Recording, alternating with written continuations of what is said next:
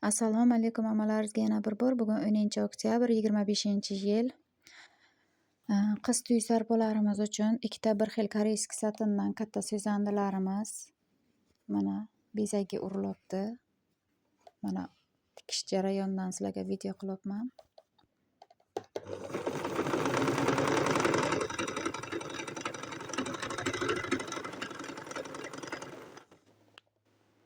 Mana tikish jarayonlari, orqa tarafi tikilishlari bemalol ko'rib baho beringlar. Hozir tayyor holatlarini ham ko'rsataman.